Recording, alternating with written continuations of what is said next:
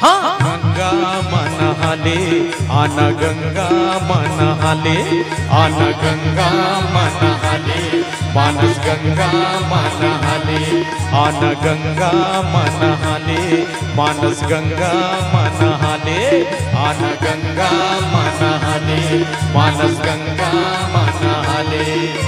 जन्म जन्म के पाप सकेले जन्म जन्म के पाप सकेले छिन भर माँ धोवाले रे आना गंगा मनहाले आना गंगा मनहाले मानस गंगा मनहाले आना गंगा मनहाले मानस गंगा मनहाले।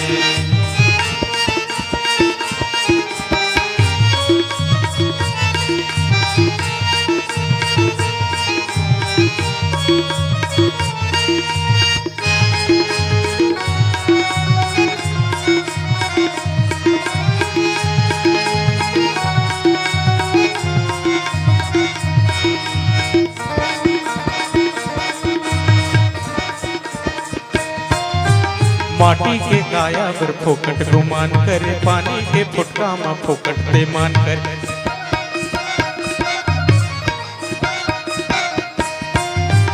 माटी के काया पर फोकट गुमान करे पानी के फुटका में फोकट ते मान करे। माटी के काया पर फोकट गुमान करे पानी के फुटका में फोकट ते मान करे। राम नाम है अमृत के धारा राम नाम है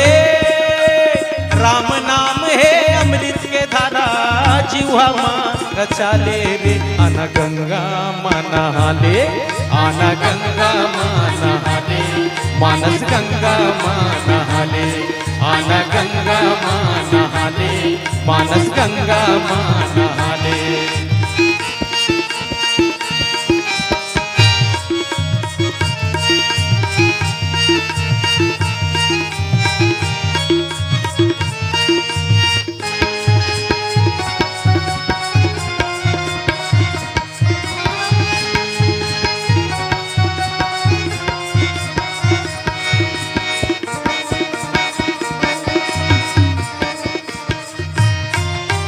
जिंदगी के डहर में माया के जाला है माया तो मोहनी ये मोहन के माला है।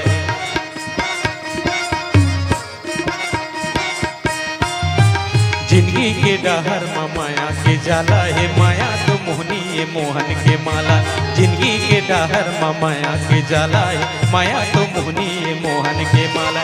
छिन छिन बीतात हावे उमरिया छिन छिन बीताते छिन छिन बीतात हावे उमरिया नाम लागोठी याले रे आना गंगा मनहाले आना गंगा मनहाले मानस गंगा मनहाले आना गंगा मनहाले मानस गंगा मनहाले।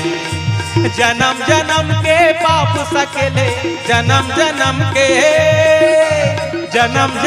के पाप सकेले मालिक ला सुरती याले रे आना गंगा मनहाले आना गंगा मनहाले मानस गंगा मनहाले आना गंगा मनहाले मानस गंगा मनहाले आना गंगा मनहाले मानस गंगा मनहाले आना गंगा मनहाले मानस गंगा मनहाले।